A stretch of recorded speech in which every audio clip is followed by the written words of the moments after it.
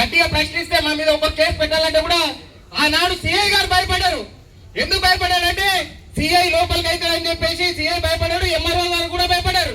మరి ఆనాడు జరిగిన దాన్ని కూడా అండగా నిలిచింది కాంగ్రెస్ ప్రభుత్వమే. మరి కాంగ్రెస్ ప్రభుత్వం నుండి పుట్టుకొచ్చిందే ఫ్రీడమ్ ఫైటర్లు. కాబట్టి ఈ రోజు కాంగ్రెస్ ప్రభుత్వం అధికారంలో ఉన్నందుకు ఫ్రీడమ్ ఫైటర్లు అందరూ చాలా సంతోషంగా ఉన్నారు. మరి ఇల్లు వచ్చిందనే సంతోషంతో నేను ఖచ్చితంగా ఈ రోజు వస్తా, నేను వచ్చి అక్కడ సర్టిఫికేట్ అందుకుంటా అని చెప్పేసి ఈ రోజు మా అమ్మగారు వీడికి రావడం నాకు చాలా సంతోషంగా అనిపిస్తుంది. కాబట్టి మాయమాటలు చెప్పే పార్టీని మీరు నమ్మకండి.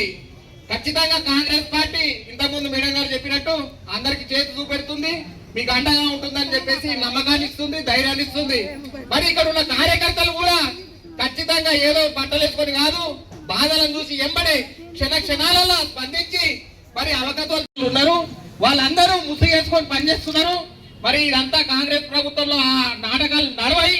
కాబట్టి మేము ధైర్యం ఈరోజు ఈ కాంగ్రెస్ ప్రభుత్వం నుండి మేము అప్పట్లో ఉన్నటువంటి రాజశేఖర రెడ్డి గారు ఇచ్చిన ఉచిత చదువుతోనే ఈ రోజు గొప్ప విద్యావంతునయ్యాను, మరి చట్టాన్ని చదివాను. అదేవిధంగా నాకు ఇచ్చినటువంటి అభయాన్ని ఇచ్చిన కాంగ్రెస్ పార్టీకి సంపూర్ణ న్యాయం నేను చేస్తానని చెప్పుకుంటున్నాను.